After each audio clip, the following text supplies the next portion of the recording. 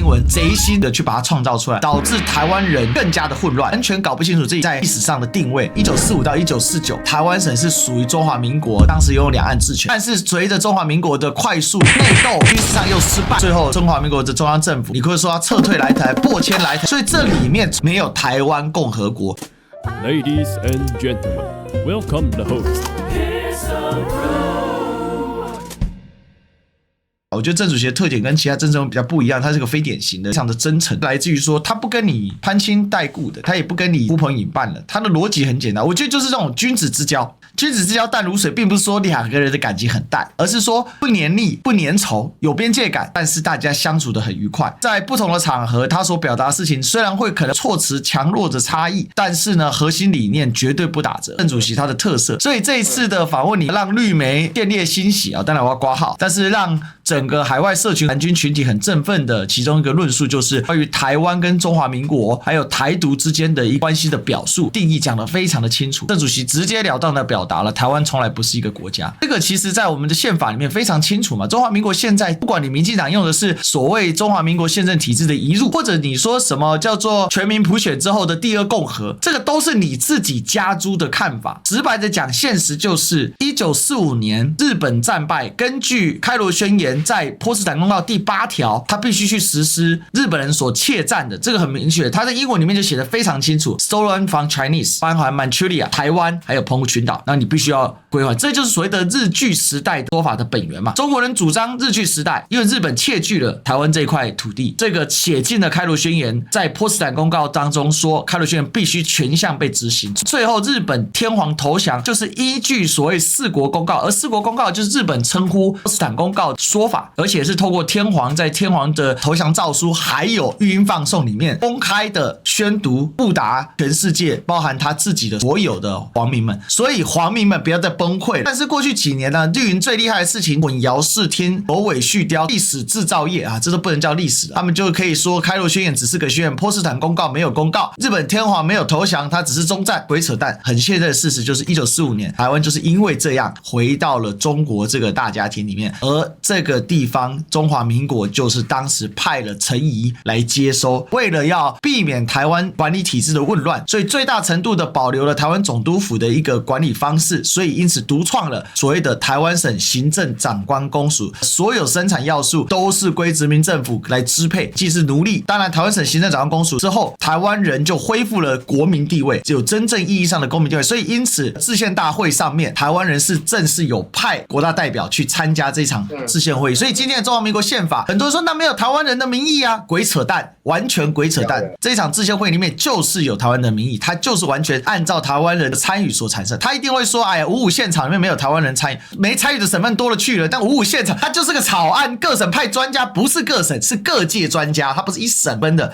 所以才会张君迈先生他们当时写这个现场。那张君迈先生属于哪一省？难道他就是那一省的代表吗？就乱扯嘛，纯粹是因为他是宪法的权威嘛，他是依照这个威玛共和宪法去做创写的，所以看到主席这样表述是非常淋漓尽致。因为历史事实就是1945到1949，民国34年到38年这段时间里面，台湾省是属于中华民国在两岸时期，中华民国当时拥有两岸治权，但是随着中华民国的快速既内斗，军事上又失败，所以导致蒋介石下野，李宗仁变成副总代行总统，然后正面3大战场全面的溃败，导致了最后中华民国的中央政府，你可以说他撤退来台、迫迁来台或者逃离来台都可以。台湾、澎湖、金门、马祖为什么会维持今天这个样态？就是因为在那个时候中华民国手上不断的萎缩，当然后面还有什么一江山战役啊、大陈岛啊、丢失啊等等，但是萎缩到最后，因为韩战的爆发，1950年美国第七舰队派了2艘航空母舰战斗群，定死了台海两峡两端之后，这样的两岸分治格局就订立了下来。所以这里面从头到尾没有台湾共和国，没有台湾独立宣言，没有台湾国宪法，没有台湾国总统，你可以说台湾的总统，因为现在我们中华民国总统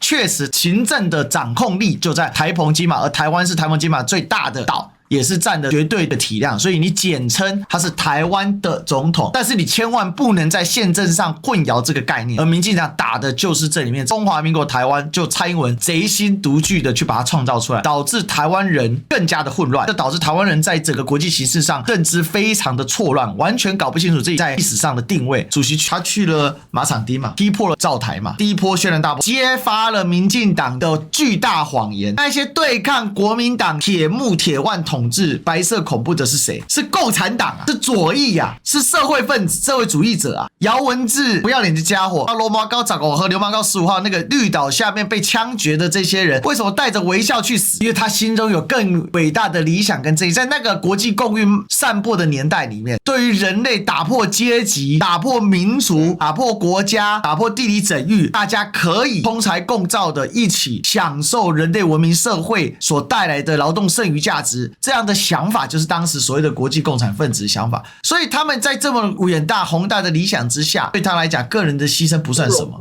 对，所以每个都是带着微笑去死，这才是真相。他们竟然把它扭曲成他们对抗国民党的威权去死。如果要对抗威权，到苏联威权的不得了，那斯大林那可杀人杀得够狠的了。为什么他们的想法不是这个样子？很可恶，民进党一直在扭曲历史。去的时候，也让这个马场町的这些白色恐怖的死难者家属在心中多年的郁闷沉冤得雪嘛。你看民进党那些人，什么林昶佐什么，他们去纪念都搞得什么像行为艺术一样，苗博雅这些丢死人的，一点点理论基础都没有，一点点历史能力都没有，然后敢在那边乱讲话。怪了赖长的团结10讲讲了4讲就暴毙了嘛，当场挂掉，讲不下去，知识面太差了。从知识层面上来说，赖清德在对于两岸、台湾主权、台独各方面的知识真的是小混混，超混的。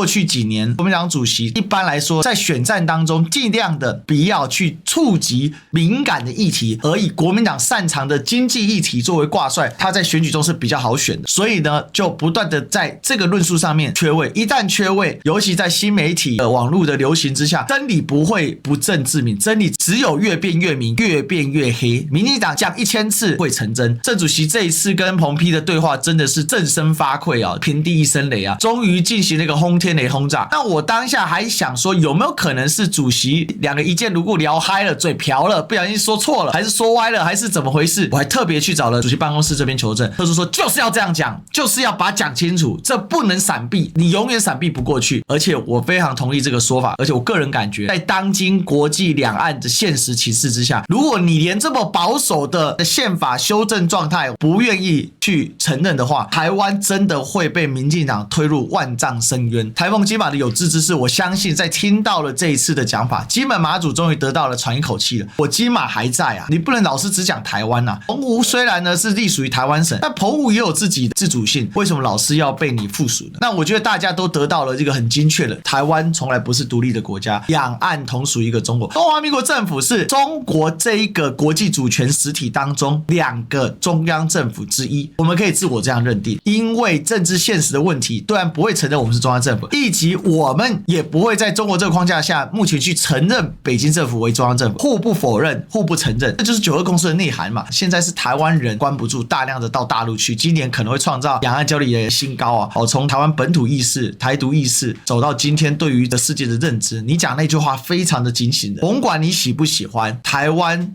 就是必须要走向合同的路线上，而且不管呢，台湾的未来不会是2300人来决定，相当的点醒很多的人啊，我们不能再做缩头乌龟了，我们必须直面两岸现在的问题之所在。我不是脱口而出的，其实我来到美国这5年呢，有2个好处啦。第一个就是脱离了青鸟蟾蜍或者台湾绿油油的天空所包围的思潮思想的盒子，所以美国人常说要 think out of the box。我觉得我来到美国之后，我的思考跳脱了这个盒子。第二个，我观察了美国从拜登到川普，而且我来这边以后，我接触到很多华府的人，我觉得我的梦醒了。没有一个人，包括学界、政治学的一些教授，我亲自见面聊过天的，至少1个小时以上约谈两岸关系的，至少超过30个负责人高层，没有一个人支持台湾独立，左派的、右派的没有，他们只是希望台湾不要被武力并吞，也不要被武力威胁。但是没有一个人反对统一，完全跌破了我过去对于美国对台湾跟美国对两岸之间的一些观点。我总觉得美国的左派跟右派应该会有一些不同的看法，让我吃惊的是没有一个都没有认为说，台湾应该要努力的想办法独立，真的没有。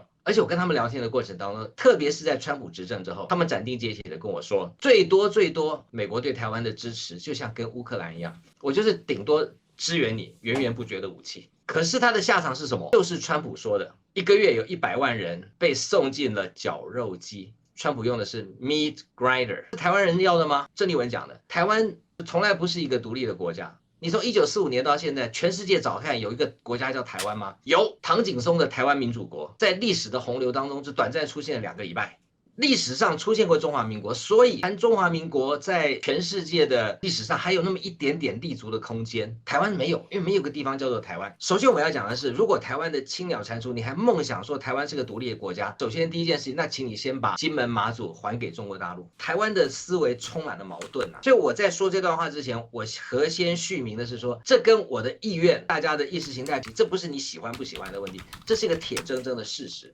而且台湾的未来从头到尾就没有让台湾人决定过，这件事情让人觉得很失望，但是它就是一个事实。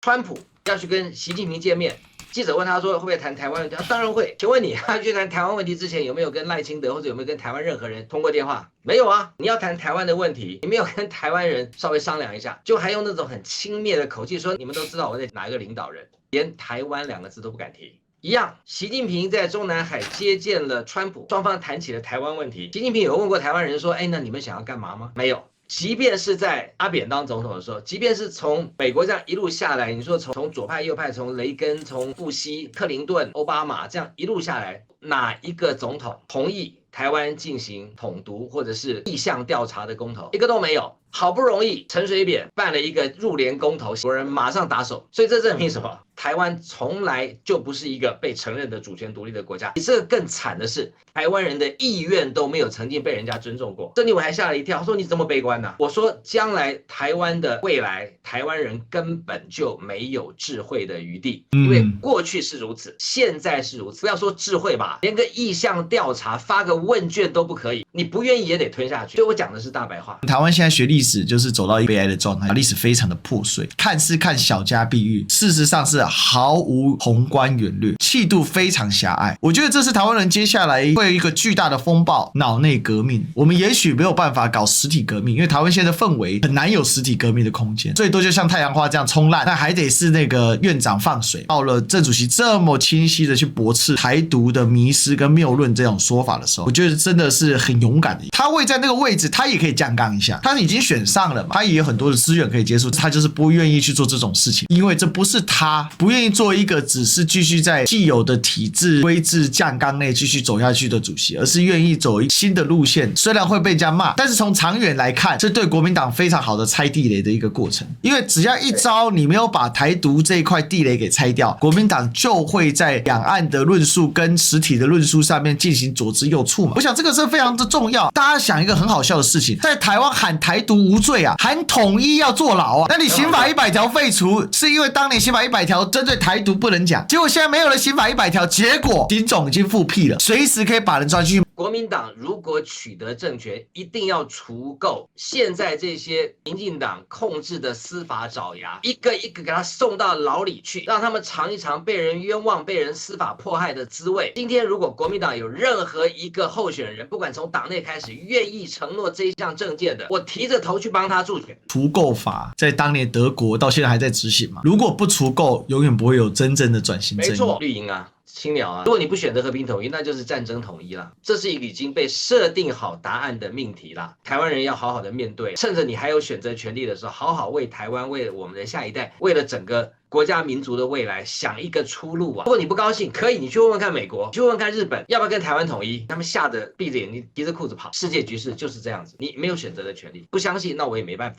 如果不认清现在的状况，你不好好的把2628把民进党打趴在地上，那真的要再考虑一下，那后面会是什么？就我想这个很清楚了。为什么会让绿营觉得捡到枪，但是又吵不起来？我也提供一些我观察到的网络社群的状况啊，在这个社群端，尤其在现在最夯的 Trade 这样的论调出来的时候，我以为一面倒会骂郑丽文，结果反打的人一大堆啊，大家就说对啊，台湾本来就不是国家啊，那你赶快找个台湾共和国给我看啊，宪法里面找个台湾给我看啊，他们现在开始胡言乱语嘛，中华民国就是简称台湾，谁规定？有听过日本人在讨论日本是不是个国家吗？你有听到韩国人讨论韩国是不是个国家吗？当你还在讨论台湾是不是个国家的时候，就证明了你不是个国家嘛。当你在那边说到底蔡英文的论文是真的是假的时候，就已经证明了蔡英文的论文就假的嘛。有人在讨论彭文正的论文是真还是假的吗？答案就很简单的嘛。你讨论50年都在讨论台湾到底是不是个国家，那就证明你不是个国家。国民党现在走的路线跟郑丽文走的路线是对的，就直球对决，不要回避。你这样回避下去，你跟民进党没有两样，就是好像在 Starbucks 的隔壁开了一家 Starbucks 难喝，但是又跟它长得很像的咖啡馆，那你死定了。这以前的国民党就这样啊。但是我觉得现在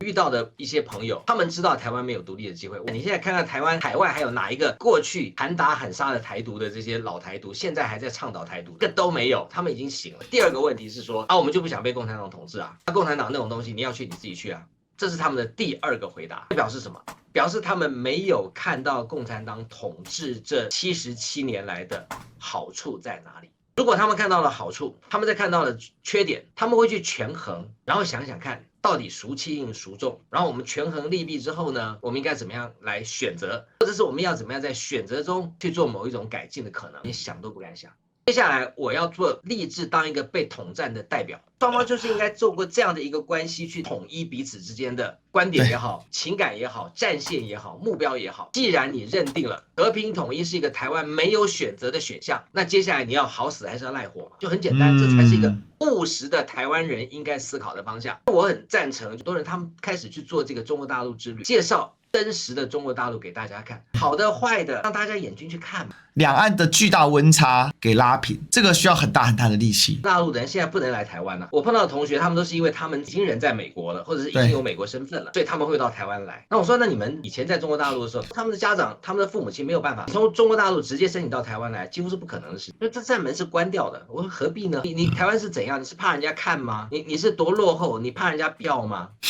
所以我觉得大家应该走出去，不是只有到中国大陆，我觉得大家应该到各个地方去看一看，不要再被民进党绑架了。用你的眼睛，用你的脚，用你的脑袋去观察这个社会，这也是我5年来赶到湾区之后美国之后，我自己的一个不同的世界观了。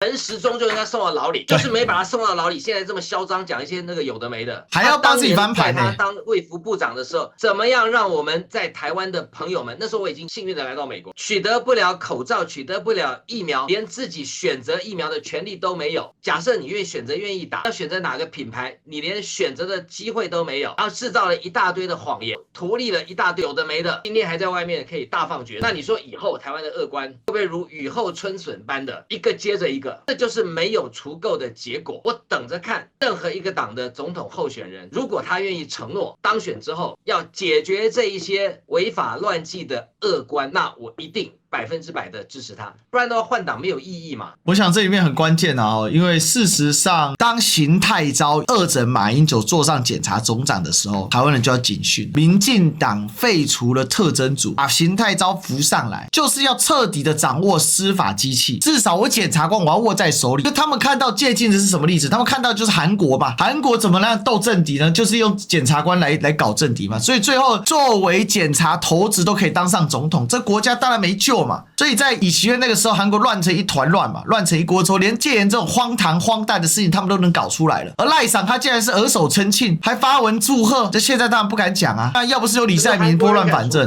是韩国人敢秋后算账啊。所以你看他们的总统历任，死的死，伤的伤啊，关的关啊。韩国人敢做，台湾人不敢啊。台湾人阿扁到现在拍照嘞，还开心的很。对，台湾的历任总统都面临同样的问题啊，就是说到目前为止只有阿扁一个被追究，其他没有个人被追究过，追查都没有嘛。所以这个东西就是这样啊。那你说其他的总统可能没有太大的问题，至少马英九操守各方面我不认为有问题。对，他被告了10年嘛。蔡英文呢？一条都没有哎、多少年？蔡英文真的是很爽哎、因为没办法嘛，现在执政是赖清德，所以只要赖清德继续执政，不会有人动他嘛。你看他现在这有多活跃啊，他跑出来帮台东的陈莹跟新北的苏巧慧做竞选董干事，还是竞选主委，活灵活现啊，很闲啊。然后他自己的问题呢，今天彭碧追了这么久，以前我们也追嘛，这个论文的问题可以不用面对，永远黑箱啊，无限期黑箱，很快会把他送进牢里。他周边的这些党羽，我觉得是需要的。为什么这些人可以如此的嚣张跋扈？还是回归到彭碧你跟邓主席讨论的原点。所以我觉得这次非常好，没有人敢谈，就把它谈开了。彭碧也做了一个非常深刻的表述，他短期间之内可能不利于国民党一些地区相对偏绿的区域选举，可能候选人也会一定程度的跟主席保持一些距离，或者是怎么样。但我相信主席是想过的后果的。知识层面上来说，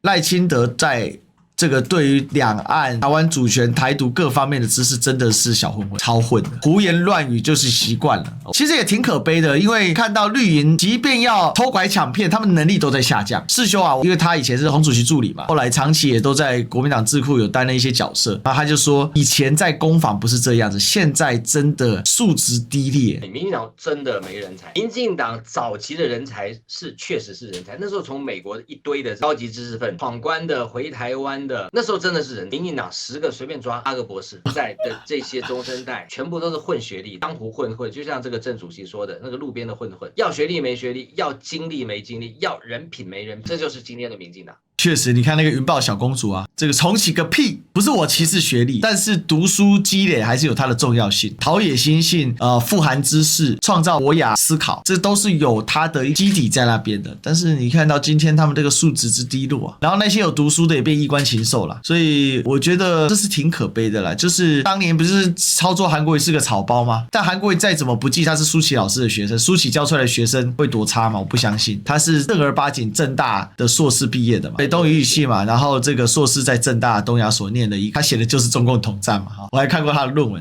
我有时候觉得，因为他们觉得这种贬低是有效，所以在贬低过程当中，他们自己以为自己很高尚，觉得自己也很了不起，所以对沈伯洋各种吹捧，各种发疯发癫，现场那边跳这个岛屿天光，很开心，还是他们是真的支持啊，他们是真的沉浸在那里面。沈伯洋是无敌的，沈伯洋是万人迷，沈伯洋是学历顶天，他又会犯罪学，又会法律，又会城市规划，又懂巴哈又懂。至少我们还有音乐，什么都懂，什么都厉害，什么都能所以呢，台湾顺起来，因为台北卡住了。台北为什么卡住了？因为台北没有设计感，台北没有节奏感，台北没有生态系。那要怎么让台北活络起来？那我们就要让台湾顺起来，台湾顺起来，台北就活络起来，这样子文化不会再卡住了。文化顺了，就讲废话博洋体的人，他竟然可以选台北市长，演2000分钟我都可以讲得出来。所以台独会崩毁不是一朝一夕的事情。除了理论上的缺陷，对现实认知的不足之外，还有拐瓜裂枣充斥其中一直在呼吁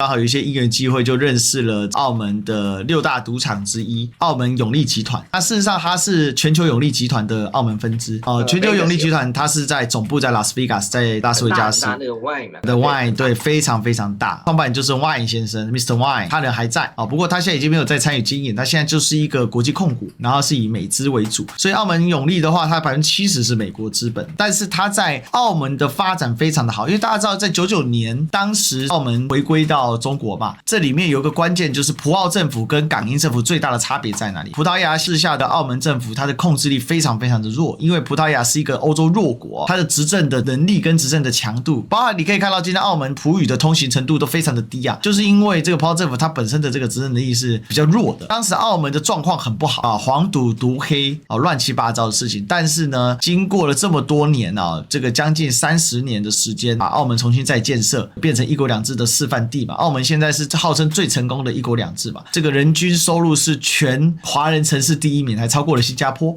人均8万多9万美元一年嘛。这个永利的总裁陈志霖总裁，他叫 Linda， 是台湾人，他们家祖籍江西，但是他在台湾长大，然后到美国去求学发展，所以他最早的时候他是在永利集团在做服务跟管理，然后后来就被派到了澳门。当时澳门在一国两制之后的大幅的建设，他就在那边深耕20几年，把永利集团做到澳门6大大赌场的最头部，大概跟银河赌场是2大龙头啊，所以我觉得相当的了不起，因为他现在同时担任的中华文化促进会的理事长，所以他肩负着促进中华文化的工作跟使命，而且澳门这个地方企业赚钱，他们有一种要回馈社会的历史使命感，所以澳门又是一个很特别的地方，因为当年国父出生的这个香山县，就是今天中山市，那是非常非常破落贫穷的小渔村，他们要出海，香山是没有好的出海港，他们都到澳门出来，因为澳门是个商港嘛，所以不管是国父的大哥孙梅先生还是后来国父的原配卢慕贞女士、陈翠芬夫人他的二夫人，还有国父的嫡子孙科先生，都是在澳门成长生活了很长一段时间。他现在留下来在澳门还有一个国父纪念馆，那个是我们中华民国外交部所持有的，它这里面很有意思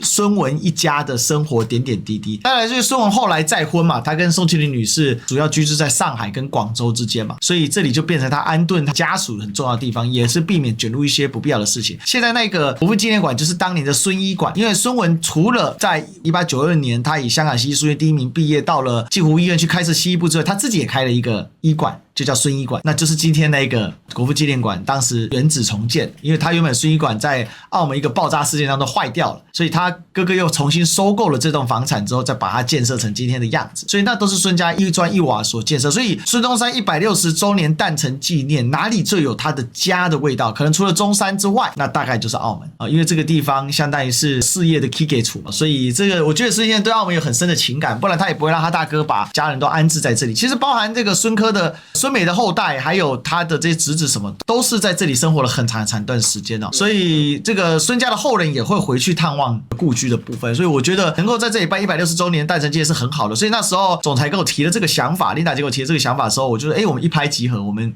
是不是干脆借这个机会来办一个网红节大赛？所以有了这一次的一个想法，就是我们把这个网红节呢给做出来的一部分是做一些邀请，另外一部分就是做全球征稿的部分。只要你懂华语华文，然后你正纪念孙中山先生的话，你可以透过直播影片就是视频或者是短视频短影音，还有这个图文，而且我们开放素人组参加你没有平台没关系全面开放素人组参加。到现在这个报名时间都不满1个月非常的仓促然后马上8月20要举办这个活动。